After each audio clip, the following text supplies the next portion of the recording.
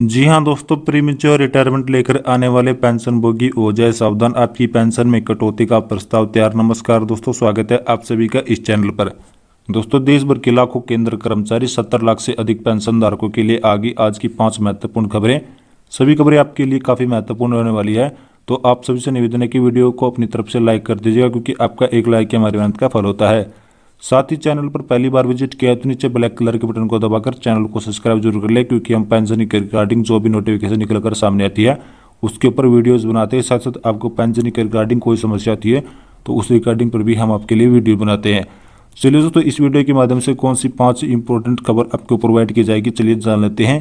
केवल 1 से 5 के केंद्र कर्मचारी की बेसिक सैलरी में कम से कम 21,000 रुपये की बढ़ोतरी, क्या है पूरी खबर चर्चा करेंगे। साथ साथ हाईकोर्ट का पेंशन के हक में ऐतिहासिक फैसला, 9 महीने के अंदर पेंशन का भुगतान 6% ब्याज के साथ, 13 की तो 3 महीने से अधिक की तो 9% ब्याज के साथ पूरा भुगतान करना होगा।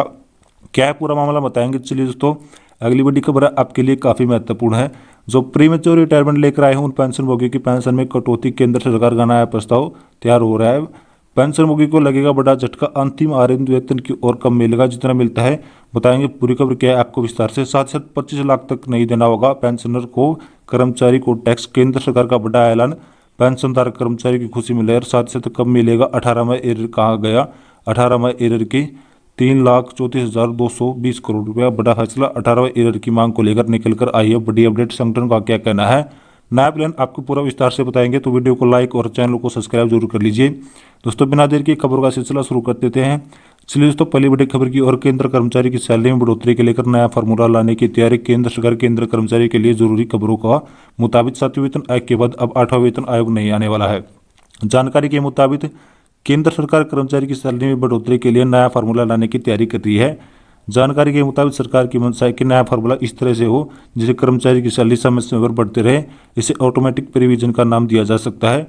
अब कर्मचारी की सैलरी में उनके परफॉर्मेंस के हिसाब से इजाफा किया जाएगा। केंद्र सरकार की इस कयावत की फिलहाल कर्मचारी संगठन खुश नजर नहीं आ रहे हैं। इन लोगों का कहना है कि मौजूदा महंगाई भत्ते दरें देखते हुए वेतन की वृद्धि साल 2016 से चल रही है।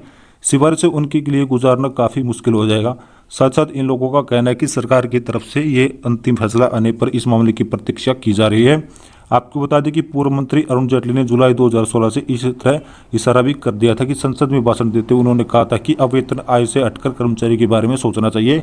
अरुण जेटली चाहते हैं कि मध्य स्तर के कर्मचारी के साथ साथ निम्न स्तर के कर्मचारी का वेतन भी बढ़ाया जाए। वहीं जस्टिस माथुर ने 7वें वेतन आयोग की सिफारिशों के वक्त इशारा किया था, हम पर स्ट्रक्चर को अब नए फार्मूले की तरह लाया जाए।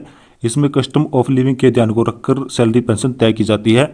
आज के वक्त की जरूरत है कि कर्मचारी के महंगाई भत्ते की तुलना सैलरी दी जाए। ऐसा होने पर निम्न स्तर के कर्मचारी को फायदा हो सकता है। लेवल मैट्रिक 1 से 5 के लेवल कर्मचारियों की बेसिक सैलरी में कम से कम 25,000 तक हो जाए। हालांकि इसके लिए फार्मूला बनाना अभी की नए नरेंद्र मोदी सरकार अगले वेतन को लाने के पक्ष में नहीं है। ऐसे में कर्मचारी संगठन, पेंशनभोगी संगठन इस मामले को लेकर करेंगे, इस वाले समय में मालूम होना चाहिए। दोस्तों, अगली बड़ी खबर की ओर चलते हैं। अगली बड़ी खबर, हाईकोर्ट का पेंशन के हक में ऐतिहासिक फैसला, 3 महीने के अंदर पूरा भुगतान 6% ब्याज के साथ, देरी की तो 9% ब्याज के साथ सरकार को करना होगा भुगतान। पूरा मामला चलिए जान लेते हैं। 40 साल बाद पता चला रिटायरमेंट फौजी को दी जा रही है ज्यादा पेंशन, तो हाईकोर्ट ने सुनाया गजब का फैसला। इस फैसले में निकलकर सामने आया, बता दें पंजाब हरियाणा हाईकोर्ट ने सोमवार को एक मामले में केंद्र सरकार पर जुर्माना लगा है। एक रिटायर्ड फौजी की अप्रैल 1989 में जारी पेंशन लाभ को कटौती को लेकर हाईकोर्ट ने केंद्र सरकार पर सन्ने अथॉरिटी में काटी गई पेंशन ब्याज समेत लौटाने का आदेश दिया है।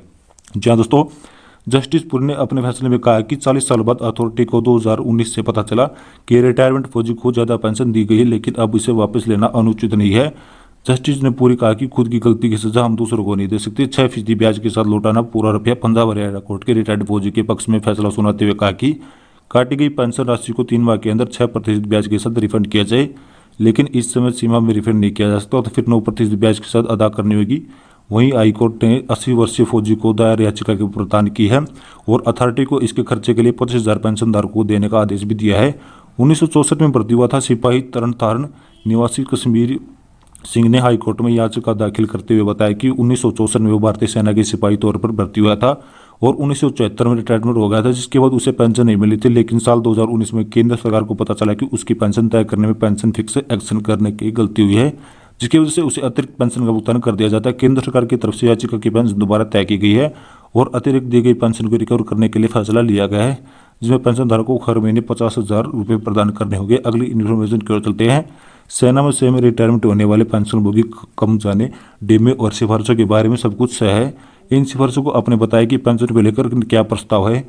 नए प्रस्ताव में पेंशन की सेवा की अवधि से जोड़ने की बात कही जा रही। इसके अनुसार 20 से 25 वर्ष की आयु के बाद सेवानिवृत्ति होने वाले को 50%, 26 से 30 वर्ष की आयु करने पर 60% से 30%, 35 वर्ष की आयु करने पर 75% पेंशन पर 35 वर्ष से अधिक सेवा करने वाले को पूरी पेंशन दी जाएगी।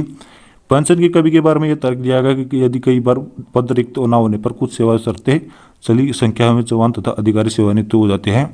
इन्हें नए क्षेत्र में कौशल का विशेष प्रशिक्षण किया जाता है और यदि प्रशिक्षण लोगों को सेवा से पहले नियुक्त हो जाता तो यह सशस्त्र सेनाओं के लिए बड़ा नुकसान है। इसी को देखते हुए पेंशन की समीक्षा करने के लिए निर्णय लिया गया था। युद्ध में मारे वाले जवानों को पेंशन की दर बदलाव का प्रस्ताव नहीं गया है। अब देखना है यदि यह प्रस्ताव मंजूर हो जाता है तो आपकी पेंशन का किसी बदलाव देखने को मिलेगा।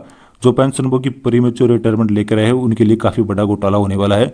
चलिए दोस्तों, अगली बड़ी खबर की ओर चलती है। 25 साल पर 25 लाख पर नहीं देना होगा टैक्स, मोदी सरकार ने दिया बड़ा फैसला। मोदी सरकार नौकरी कर पैसा करने वाले के लिए बड़ी खुशखबरी लेकर आए हैं। आपको बताते चले कि डी ईयर ऑफ अलाउंस को बढ़ाने के लिए साथ साथ ग्रेजुएटी लिमिट बढ़ाने का भी बड़ा फैसला लिया गया है। इससे पहले लिमिट 2019 में बढ़ाई गई थी। कैबिनेट की बैठक में ग्रेजुएटी को लेकर अहम फैसला लिया गया है। मोदी सरकार ने ग्रेजुएटी के लिए टैक्स फ्री लिमिट को 25 लाख से बढ़ाकर 50 लाख कर दिया है। अब इस अमाउंट का ग्रेजुएट होने पर कोई भी टैक्स नहीं लगेगा। सीबीडीटी ने 8 मार्च 2019 से नोटिफिकेशन में टैक्स को ग्रेजुएटी लिमिट 10 लाख से बढ़ाकर 25 लाख दिया था। बता दें कि ग्रेजुएटी का भुगतान अधिनियम 1972 के तहत नौकरी पैसा करने वाले कर्मचारी की ग्रेजुएटी दी जाती है। ये उन्हीं सभी संस्थानों पर लागू होता है जिसमें 10 या इससे अधिक कर्मचारी होते हैं। अब हाल ही में मोदी सरकार ने महंगाई भत्ते में 46% बढ़कर 50% किया है। उसी के साथ ग्रेजुएटी लिमिट को बढ़ाकर 25 लाख कर दिया गया है। अब ऐसे में कर्मचारियों के लिए बड़ी खुशखबरी है। जी हाँ दोस्तों, 25 लाख तक आपको ग्रेजुएटी पर कोई भी टैक्स नहीं भुगतान करना पड़ेगा। चलिए दोस्तों, अगली बड़ी खबर की ओर चलते हैं। कब मिलेगा 18वां एरियर का भुगतान। 44,302 करोड़ रुपए का बड़ा सवाल 18वां एरियर का मांग को लेकर बड़ी अपडेट निकलकर सामने आई। चलिए दोस्तों, फिर से चर्चा तेज शुरू हो गई है। 18वां एरियर को लेकर भारतीय प्रतिरक्षा मजदूर संघ सचिव ने मुकेश सिंह की वित्त मंत्रालय निर्माण क्षेत्रों को पत्र लिखकर पत्र में कहा कि कोरोना की वजह से हुई चुनौतियों में आर्थिक दिक्कतों को पूरी तरह से समझते हैं। हालांकि अब देश में महामारी के प्रभाव से उभरता दिखाई दे रहा है और वित्तीय स्थिति के सुधार में लगातार मुकेश जी ने आगे कहा है कि महामारी की चुनौती समय के दौरान सरकारी कर्मचारी सेवानिवृत्त कर्मियों का द्वारा योगदान दिया गया था। केंद्र कर्मचारियों का अटूट समर्पण और कड़ी मेहनत आवश्यक सुझाव को कामकाज सुनिश्चित करने वाले कोरोना में लड़ाई का समर्थन में काफी सहायता साबित हुई थी। मुकेश सिंह ने मांग की कि इन सभी को ध्यान में रखते हुए आगामी लोकसभा चुनाव से पहले 18वें एरियर को जारी किया जाए। तो दोस्तों, हम आशा करते हैं कि आपको हमारी जानकारी पसंद आएगी तो वीडियो को लाइक करें, शेयर करें तथा चैनल को सब्सक्राइब जरूर करें। धन्यवाद।